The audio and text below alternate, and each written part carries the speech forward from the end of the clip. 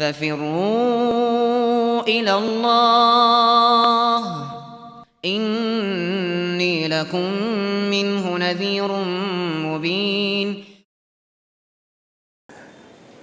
Kita telah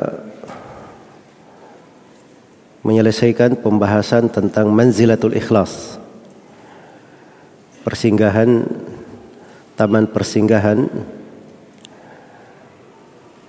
para pengelana akhirat dari amalan hati, bekal ibadah di dalam penghambaan kepada Allah Subhanahu wa taala. Telah kita kaji tentang ikhlas. Kemudian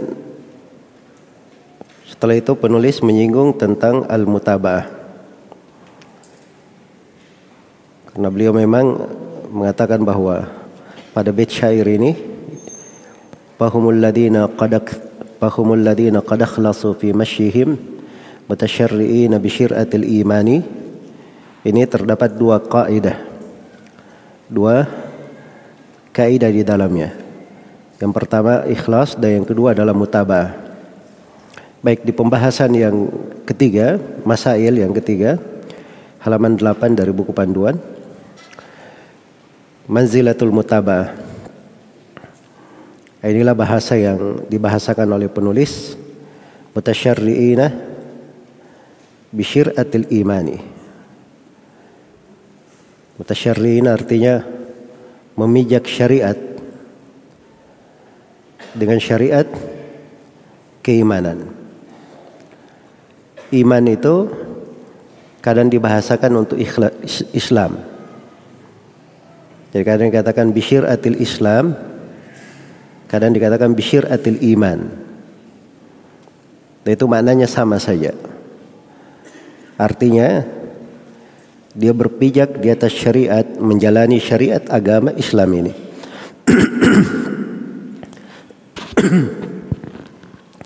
Menjalani agama Islam ini. Ya. Dan ini yang disebut dengan mutaba'ah.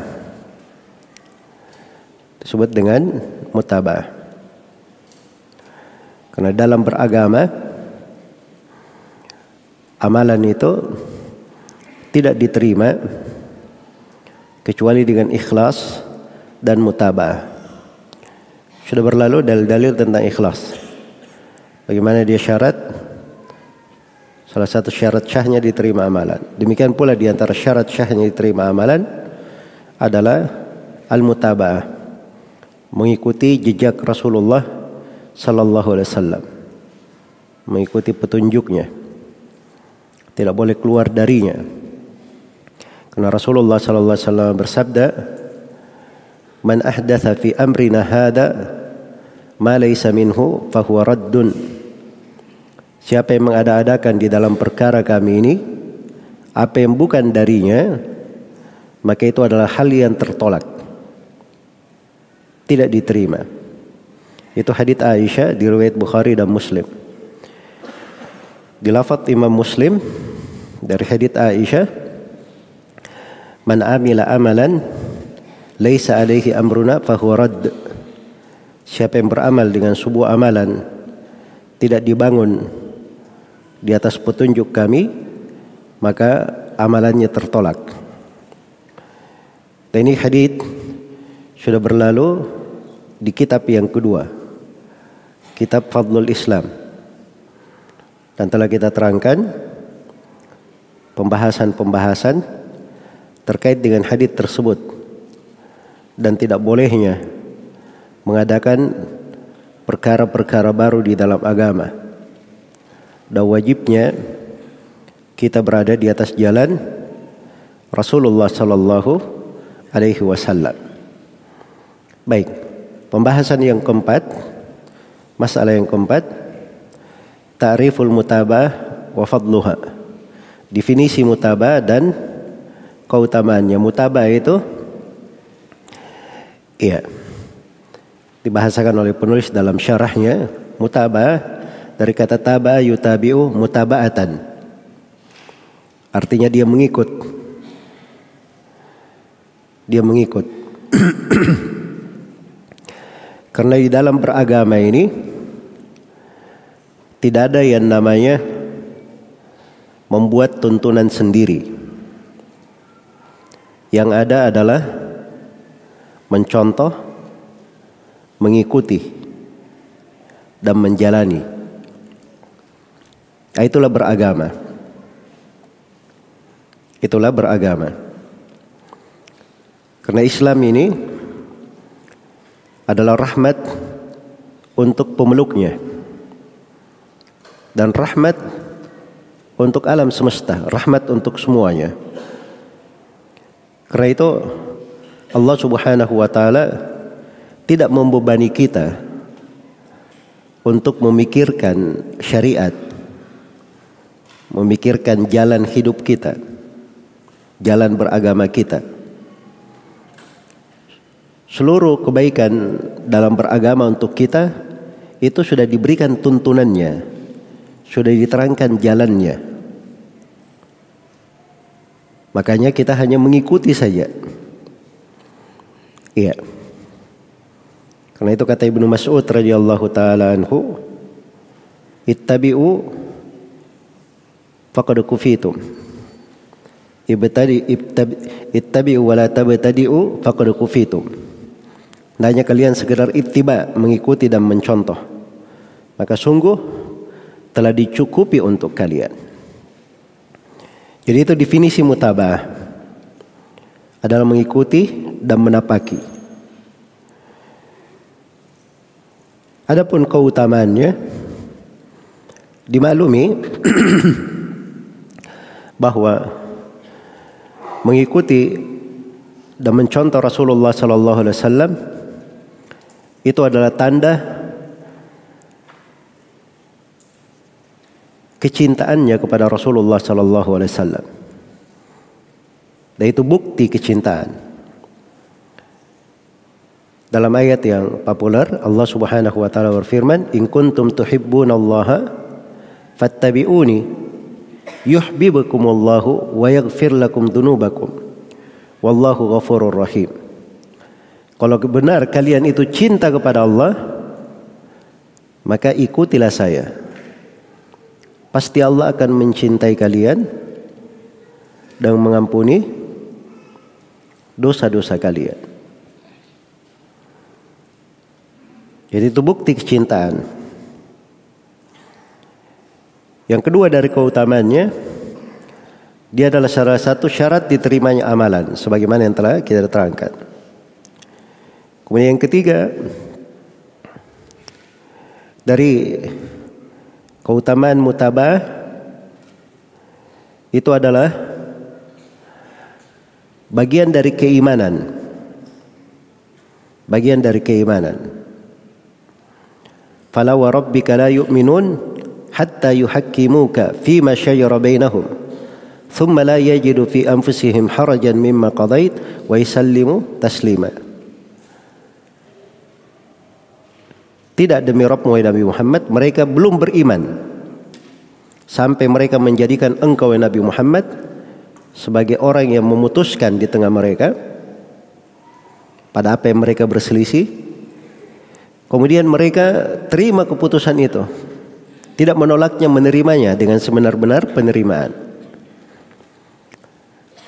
Dan dari keutamaan mutaba'ah ini, orang yang mengikuti jalan Nabi sallallahu alaihi wasallam itu artinya dia akan terhindar dari fitnah dan terhindar dari siksaan yang pedih. Karena musibah, malapetaka, fitnah, ujian, siksaan, sumbernya datang dari menyelisihi jalan Rasulullah sallallahu alaihi wasallam. Karena itu Allah Subhanahu wa taala berfirman, "Falyahdharil ladzina yukhalifuna an amrihi an tusibahum fitnah aw yusibahum adzabun alim." Hendaknya berhati-hati orang yang menyelisihi perintahku. Dia akan ditimpa oleh sebuah fitnah atau ditimpa oleh siksaan yang pedih. Ditimpa oleh siksaan yang pedih. Dan dengan mutaba'ah ini, itulah keberuntungan seorang hamba di hari kiamat bersama Rasulullah sallallahu alaihi wasallam. Sebab bagaimana dia berpikir ingin berjumpa dengan Nabi sallallahu alaihi wasallam, dimuliakan, minum dari telaga beliau, apalagi dimuliakan bersama beliau, menemaninya di sorga. Bagaimana mungkin itu terjadi kalau dia tidak mengikuti jalan Nabi sallallahu alaihi wasallam? Karena itu di hari kiamat, dan ini juga sudah berlalu di kitab Fadlul Islam, ada sekelompok manusia diusir dari telaga. Padahal yang minum dari telaga adalah umat Nabi Muhammad sallallahu alaihi wasallam. Diusir dari telaga. Kemudian Nabi berkata, ummati, ummati, umatku, umatku. Dikatakan kepada Nabi sallallahu alaihi wasallam, innaka la tadri ma ahdatsu ba'daka. Sungguhnya mereka ini, sungguhnya engkau Nabi Muhammad tidak mengetahui apa yang mereka ada-adakan setelahmu. Nah, ini karena menyelisih sunnah Nabi, bikin syariat baru. Ya. Dan juga di antara kesedihannya pada hari kiamat, orang-orang yang seperti itu tidak mengikuti jalan Nabi sallallahu alaihi wasallam itu akan menyesal pada hari kiamat. Wa yauma ya'addu adh-dhalimu 'ala yadayhi yaqulu ya laitani ittakhadtu ma'ar rasuli sabila ya wailata laitani lam attakhidh fulanan khalila laqad adallani 'ani dzikri ba'da idh ja'ani wa kana asy-syaitanu lil insani khadula. Ketika seorang yang zalim menggigit kedua tangannya pada hari kiamat. Misalnya kalau kita sedih di dunia ini, sangat berat kesedihan, kadang menggigit jari tanpa disadari. Tapi pada hari kiamat bukan jari yang digigit, dua tangannya masuk ke mulutnya. Dia gigit, nasallallahu alafiyah. Dahsyatnya penyesalan.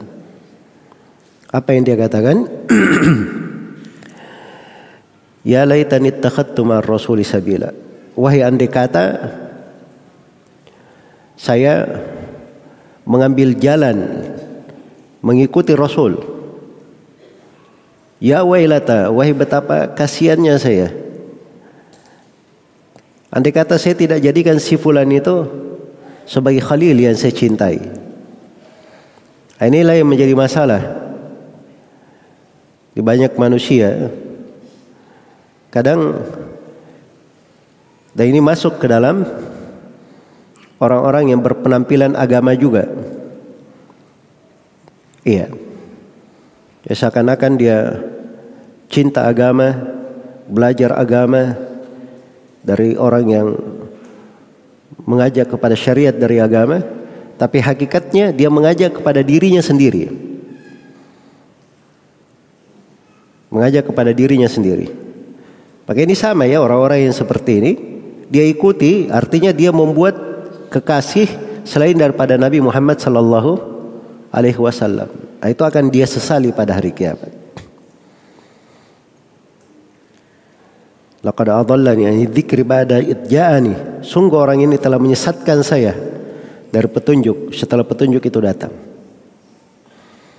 Wa kana asy-syaitanu lil insani khadula.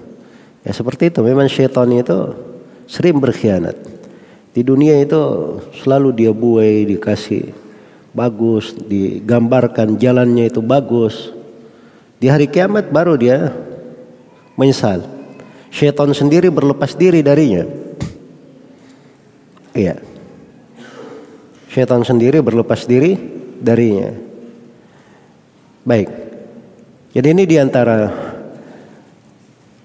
keutamaan dari mengikuti jalan Nabi sallallahu alaihi wasallam. Nah, sekali lagi ini pembahasan sudah berlalu ya di kitab Fadlul Islam. Banyak sekali dari pembahasan di situ.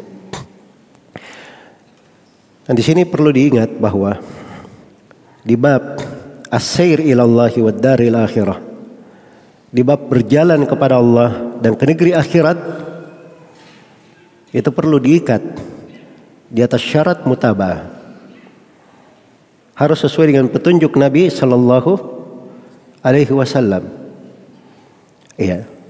Karena bicara masalah urusan hati itu bukan ukuran akal atau sesuai dengan kehendak seseorang atau sesuai dengan ijtihad dia. Tapi ini pembahasan yang sudah paten di dalam agama.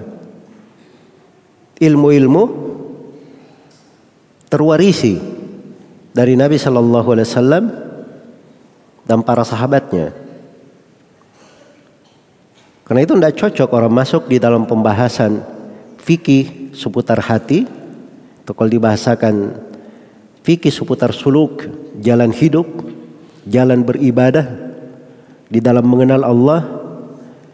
Dia bersandar pada akalnya sendiri, pada keinginannya.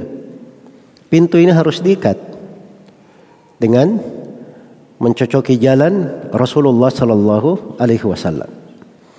Dan mencocoki jalan Rasulullah Sallallahu Alaihi Wasallam itu harus memenuhi 6 kriteria. Mencocoki jalan Rasulullah Sallallahu Alaihi Wasallam harus mencocoki 6 kriteria.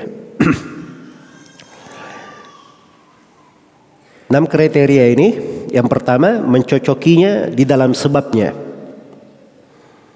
Yang kedua mencocokinya di dalam jenisnya.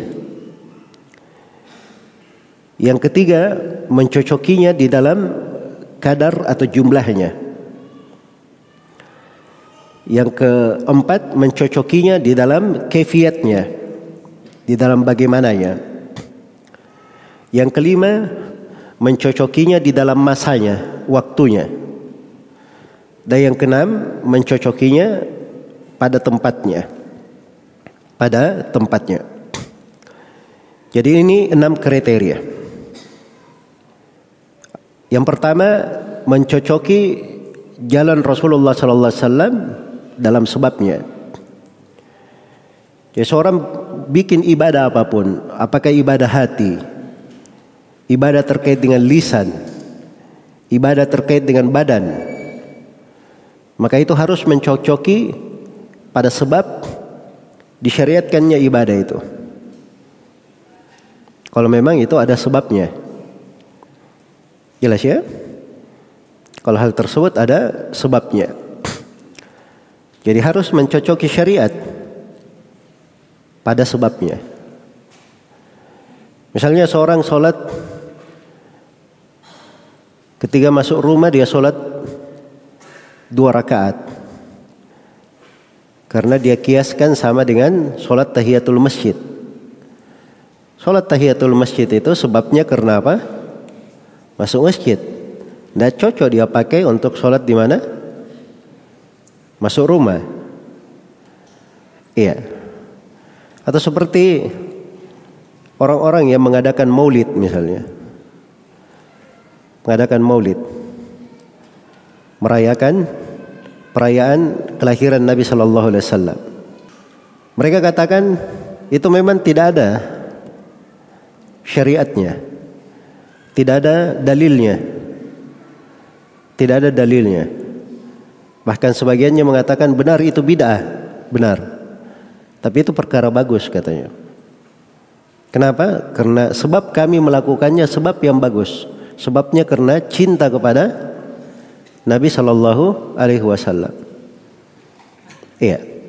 Maka kembali kepada kaidah, sesuatu yang disyariatkan itu disyariatkan kalau mencocoki sebabnya. Dan sebab itu andai kata benar itu sebab, maka Nabi dan para sahabat Nabi dan para ulama setelahnya pasti orang yang paling pertama melakukan maulid. Sebab mereka orang yang paling cinta kepada Nabi Sallallahu Alaihi Wasallam. Bersamaan dengan itu tidak ada seorang sahabat pun, seorang tabi'in, tabi'ut tabi'in, beberapa generasi tidak ada yang pernah melakukan perayaan maulid. Andai kata itu sebab benar, maka mereka semua sudah melakukannya. Jelas ya? Baik. Jadi mencocoki syariat itu harus mencocoki pada apa? Pada sebabnya. Mencocokinya pada sebabnya. Iya. Dan itu masuk di dalam amalan-amalan hati. Harus dilihat dari ibadah itu. Kalau memang ada sebabnya, harus mencocoki sebabnya. Baik, yang kedua, mencocoki syariat pada jenisnya. Mencocoki syariat pada jenisnya. Ya. Jadi misalnya kurban itu jenis yang dibolehkan hanya 3 hewan. Unta, sapi atau kerbau, kemudian kambing. Kalau ada yang berkurban misalnya pakai bebek atau burung unta, atau dia berkurban pakai rusa, maka itu tidak mencocoki syariat pada jenisnya. Tidak mencocoki syariat pada apa? Pada jenisnya. Sebab syariat kurban pada 3 jenis ini saja. Karena itu tidak diterima dari amalannya. Iya, ada silam pendapat terkait dengan akikah. Kalau misalnya seorang tidak berakikah pakai kambing, dia ganti dengan sapi. Ada sebagian ulama yang membolehkan, tapi itu pendapat lemah. Karena tidak mencocoki syariat pada jenis pensyariatan. Karena akikah itu jenis yang disyariatkan pada apa? Pada kambing saja.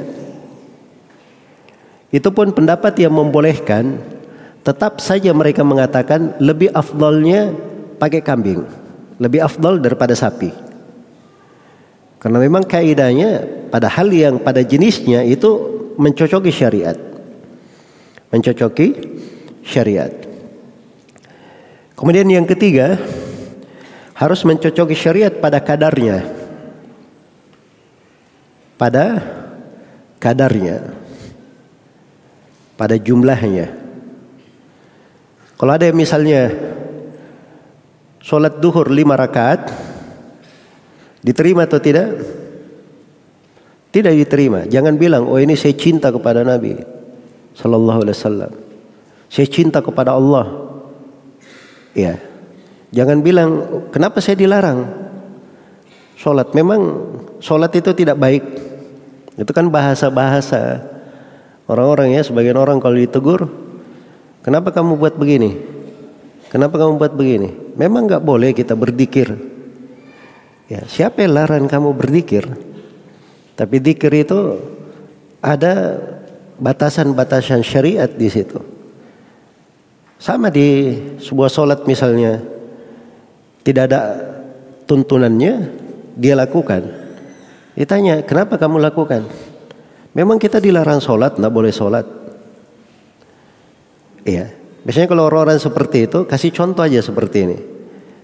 Kalau kamu sholat duhur, saya sholat duhur misalnya 5 rakaat, boleh atau tidak? Pasti dia akan teriak, tidak boleh. Iya. Kenapa tidak boleh? Kita balik ucapannya, kenapa tidak boleh? Kan sholat bagus. Pasti dia akan bilang, tidak ada syariatnya. Sama saja begitu. Kenapa kamu tidak pakai kaidah itu untuk dirimu sendiri? Jadi memang kaidah syariat itu sudah tetap, jelas.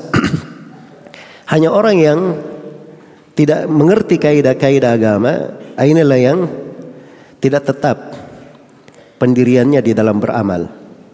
Tapi kalau diikuti kaidah syariat, hal yang dikatakan mencontoh Nabi Sallallahu Alaihi Wasallam itu harus mencocoki kadar dan jumlah apa yang disyariatkan oleh Nabi Sallallahu Alaihi Wasallam.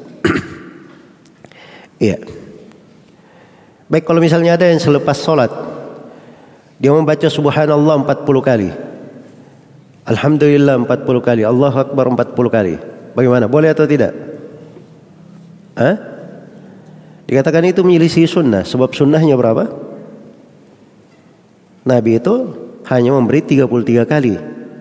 Boleh juga 10 kali, 10 kali, 10 kali, kan begitu. Tapi 40 itu menyelisih sunnah namanya. Menyelisih sunnah. Maka ini pembahasan penting ya di dalam mutaba'ah. Ibaratnya Nabi itu melangkah, meninggalkan jejak. Kita datang itu menapak di atas jejak beliau, jangan keluar darinya. Jangan di sampingnya atau di kanan kirinya atau bikin jejak bayangan. Nggak boleh seperti itu. Tapi harus di atas jejak beliau. Itu baru orang yang mengikuti jalannya Nabi Shallallahu Alaihi Wasallam. Makanya para sahabat itu sangat teguh sekali berpegang dengan jejak Nabi Shallallahu Alaihi Wasallam.